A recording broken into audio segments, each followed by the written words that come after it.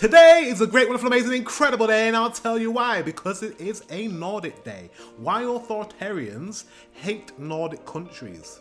Without further ado, let's get into this reaction. Let's go. Few regions on Earth provoke as much fear and resentment from authoritarian leaders and regimes as the Nordic countries. In this video, we will explore the reasons behind this hostility and why these relatively small nations are considered a significant threat by dictators and strongmen around the world. Can I just say, this man's voice is deep as hell. He sounds like, I don't know, like a Morgan Freeman or something, you know, like really deep voice. The Nordic countries, Sweden, Norway, Iceland, Finland, Denmark, and the Faroe Islands are situated in the far north of Europe. Despite their relatively small size and population, these nations have a unique ability to annoy authoritarian regimes, and this is due to several factors. The Nordics are characterized by high levels of freedom, happiness, and economic prosperity. They are known for their liberal values and their unwavering commitment to democracy, qualities that terrify leaders like Vladimir Putin, Xi Jinping, and other authoritarian figures globally. If you end up enjoying this video, I'd be really thankful if you could hit that like button. To understand why dictators despise the Nordics, we must examine the political and social framework that underpins these societies. The Nordic model is a blend of a robust welfare state with a market economy and strong labor laws. It is often described as a harmonious balance between capitalism and socialism. This model has led to these countries consistently ranking among the highest in global indexes measuring democracy, happiness, and education. For instance, say that you're between capitalism and socialism. Is that true? In what sense, though? In what sense? Because I feel like socialism is really like, you know, I don't think you're social. I definitely think you're a capitalistic country. I guess social aspects of supporting your society in terms of like, yeah, I guess you've got elements, right, with like your free childcare and your free universities and like, you know, like what is it else you got? Is it like free paternity leave or something like that? You get like paternity leave, like you're very liberal in that sense. But I wouldn't say that you're socialist, a socialist society. I'd say you're a capitalist society, but you're left-leaning as a society. But I do think it's balancing a lot. In all the nations at the moment in the West, there's a pushback, a pushback from the right to the left, and I think it is kind of balancing out again. I think we were leaning very left for probably the past 10 years, since maybe Obama. We've been leaning quite left as a Western society, and then now there's a bit of a pushback. But what is this statistic right here? Sweden, World Happiness Ranking. Do you know these happiness rankings? How accurate do you feel that these are? Because I see them all the time, and I see these videos. I'm like, how are they ranking happiness? Do you know? I don't know. Finland is always number one. Which is amazing, but I don't think Finns, I don't think you guys like the fact that you're number one. Denmark number 2, number 3, number 4. Israel's number 5. Israel's number 5. They're at war and they're number 5. Okay, fair enough. I love how the UK is not even... We're not even in the top 10, mate. We're not even in the top 15. Sounds about right. all Nordic nations rank within the top 7 on the World Happiness Index, with 4 of them occupying the top spots. This index evaluates factors like GDP, social support, freedom to make life choices, generosity, and life expectancy. Remarkably, a Nordic country has topped this index for the past decade. One of the reasons for the Nordics' success is their comprehensive educational systems. In Norway, Sweden, Denmark, Iceland, and Finland. By the way, I think I said Sweden when I was talking about the capitalists and socialists, but what I meant is the Nordic nations. I mean all of you. Sorry, I think I did say Sweden. I meant all of you, basically. I wouldn't say capitalism. I wouldn't say your socialist societies. I'd say that your capitalist societies with left-leaning politics. There we go. Just to... Higher public education is free of charge. This ensures that individuals from all socioeconomic backgrounds have the opportunity to pursue higher education without incurring massive student debt, a stark contrast to countries like the United States. Social mobility in the United Kingdom, the Nordics, is the highest in the world. This metric measures the ease with which individuals can achieve success regardless of their background, ethnicity, or social status. In these countries, anyone with the merit can attain their desired position in life. I love that. Social mobility. Let's talk about it. Social mobility is something that we don't speak about a lot, and it's access to education, access to a quality of life that enables you to have the same opportunities as everyone else. So important. So important. Like, you have countries like the United States who will say, well, you know, anyone can rise to the top, the American dream. But yet they treat people that don't have money very badly. Like, they don't have free healthcare. They don't have supported living and housing. They don't have free childcare. They don't have all these things that Nordic nations have. So in America, their social mobility is not great because people that don't have, they just find it difficult. There's no time for them to be able to work on themselves. There's no time for them to study. And there's no access to free education. There's not access to free university. So how can they move to the cream of the crop? How can they move to the top? They can't. It's not possible. And I think that is really, really important as a society, to offer the same opportunities to everyone. And then if you're not academic, if you're not someone that, you know, is supposed to be, you know, top of society, as it were, it's not because you haven't had the opportunity. It's not because you're unable because of socio-economic issues in your life. It's just because it is what it is. You've been given the opportunity and you haven't taken it. So that's it's so much better. I love that. Well done, all of you. Finland, Denmark, Norway, Sweden. Notable examples include Masud Gharakani, the president of Norway's parliament, who came to Norway as a 5-year-old refugee from Iran, and Mattias Tesfaye, Denmark's Minister for Children and Education, the son of an Ethiopian refugee. Wow. These stories exemplify how the Nordic system enables people to prosper, irrespective of their origins. When it comes to measuring freedom, all 5 Nordic countries rank among the top 10 globally.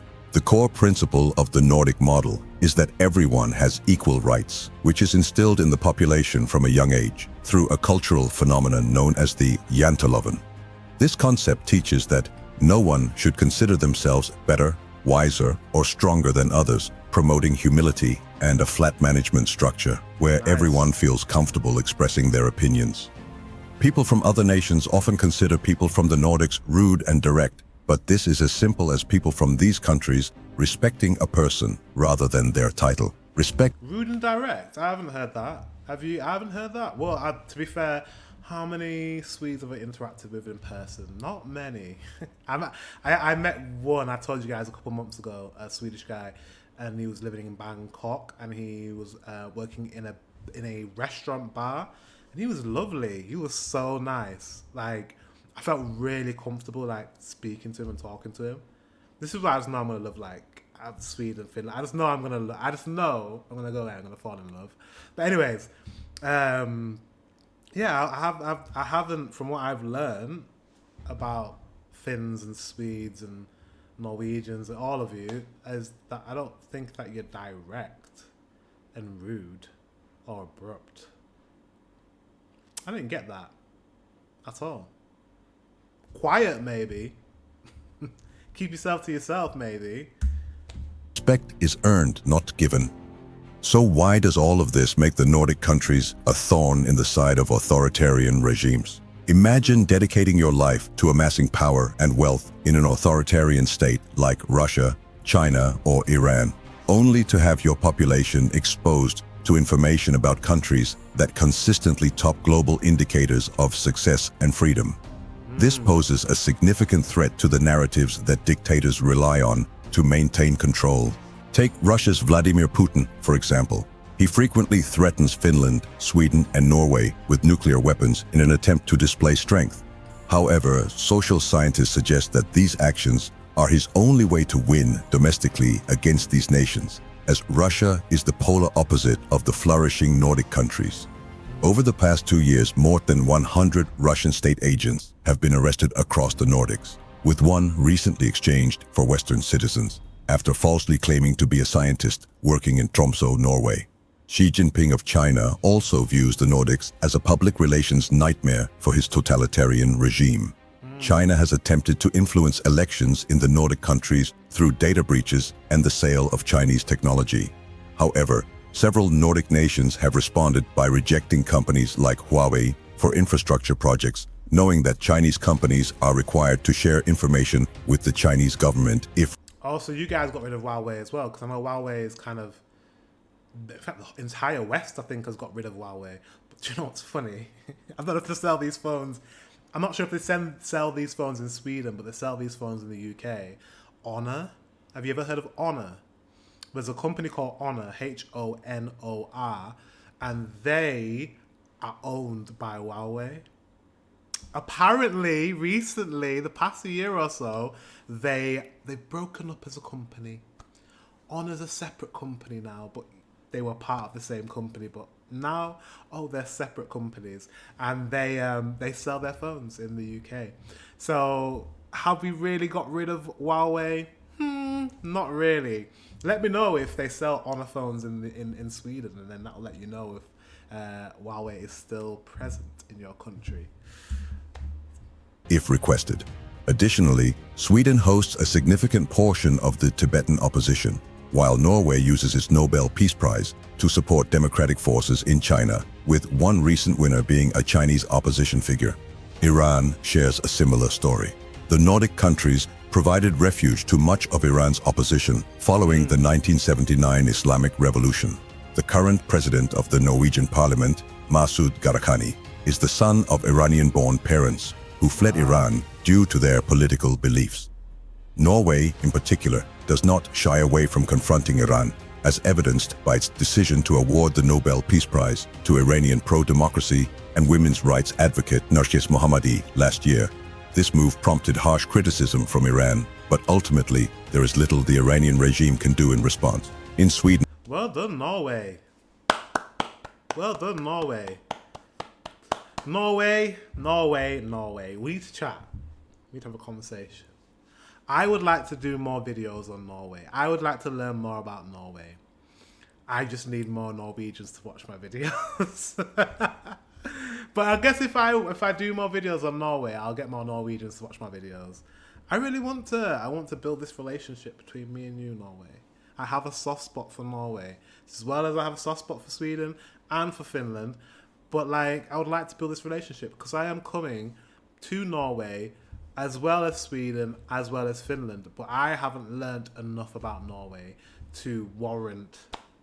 I don't know, to not warrant going. Obviously I can go, but I don't know enough about Norway. I don't even know where to go in Norway. So I need to learn about you, and I'm gonna do that. And I'm gonna make a conscious effort to add a lot more videos learning about Norway, because I feel like you guys are very important. You three especially, Finland, Norway, and I will say Denmark, Sweden, but Denmark as well. We'll get to you later. But you three. You're next door to each other. I'm clearly going to visit all three of you. So I need to learn more. Denmark, that's another story for another day. I know nothing. I know more about Norway than I know about Denmark. So, yeah.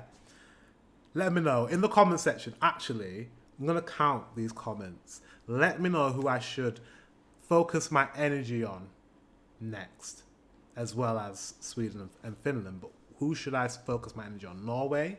Do some videos on Norway, or should I learn about Denmark? I know nothing about Denmark. Let me know. Sweden, authorities have found evidence linking Iran to some of the gang violence that has plagued the country, with Iranian opposition politicians in exile often being targeted. And in general, Sweden is the country in the Nordic that have the iciest relations to Iran's priesthood. The disdain for the Nordic countries extends beyond the more well-known authoritarian figures like Putin, Xi, and the Iranian leadership. Okay. Other authoritarian leaders have also expressed their displeasure with the Nordic nations due to their progressive values and international influence. Belarus's Alexander Lukashenko has repeatedly criticized the Nordic countries for their support of democratic movements in Eastern Europe. In his rhetoric, he accuses the Nordics of meddling in Belarusian affairs by providing refuge and support to opposition figures. For example, Lithuania, which has strong ties to the Nordic countries, has offered asylum to Belarusian opposition leader Svetlana Tsikhanouskaya. Lukashenko has publicly denounced the Nordic countries as puppets of the West, accusing them of... What a beautiful country. Is that Lithuania? Did he say Lithuania? For example, Lithuania, which has strong ties to the Nordic countries, has offered... Who knew Lithuania was so pretty? Huh. Asylum to Belarusian opposition leader Svetlana Tsikhanouskaya. Lukashenko has publicly denounced the Nordic countries as puppets of the West, accusing them of trying to destabilize his regime through their liberal policies and human rights advocacy. North Korea's Kim Jong-un views the Nordic countries as ideological enemies.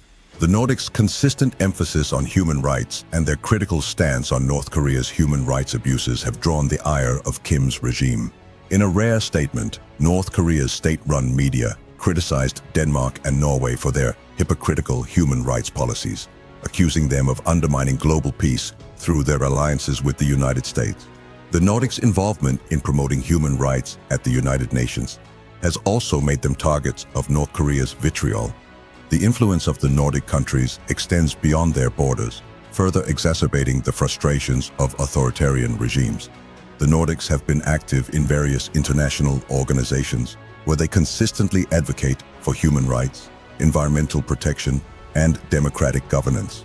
Their strong presence in the United Nations, for instance, has allowed them to push forward resolutions that often challenge the actions of authoritarian states.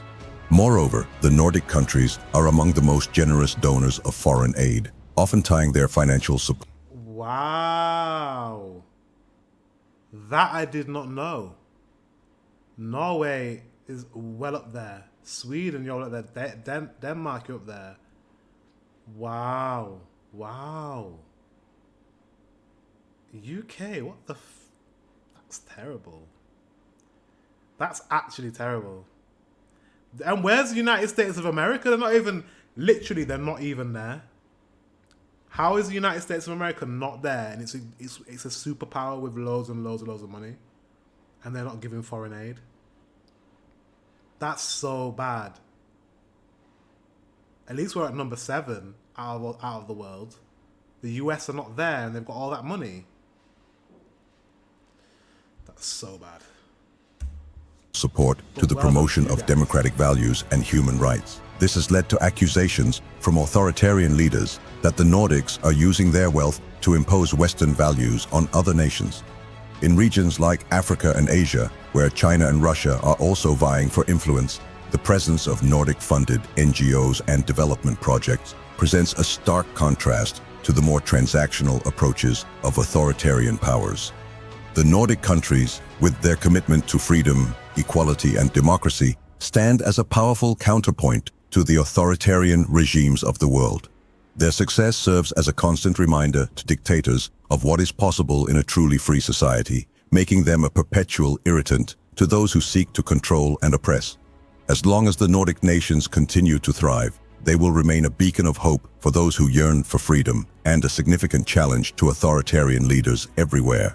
Their influence on the global stage only deepens the disdain felt by dictators, as the Nordics continue to champion the very principles that authoritarian regimes fear most. If you liked this video, I'd be honored if you hit that like button. I did like this video. This is a very interesting video. The information was very interesting. His voice is very deep. He's also AI, by the way. Hear me out. I can always tell when there's an AI voice. Even though his voice sounds like a human, that was an AI voice. But that doesn't matter. The information was great. The information was great, and I didn't know all of that about the Nordic countries. I didn't know that you were looked at with disdain. But I guess if you think about Nordic countries, you guys are literally the opposite, the polar opposite of countries like Korea, North Korea, and Russia and China. You know, these places that look at you like with the side eye. You are kind of different. Yeah. Or maybe not completely different. Not opposite. You're different. It's like you're doing what they think they're doing. You're doing for your people what they think they're doing for their people. You're actually helping your society and your people and doing amazing charity work and aid. And they think they're helping their people, but really they're just dictators that are controlling their people and hurting them in the process. So they probably look at you with jealousy. They're probably very jealous. And I've told you guys this a lot, that your countries other countries have such a high regard for your countries. Nordic countries, Scandinavian countries are looked upon from the rest of the world as being places that have their shit together. That's how we see you guys. We're like, man, we wish we were a bit more like you. So you're highly respected. One of the reasons why I love learning about all the Nordic countries. So I can't wait to visit. Guys, thank you very much for watching. Until the next one, I will see you very soon.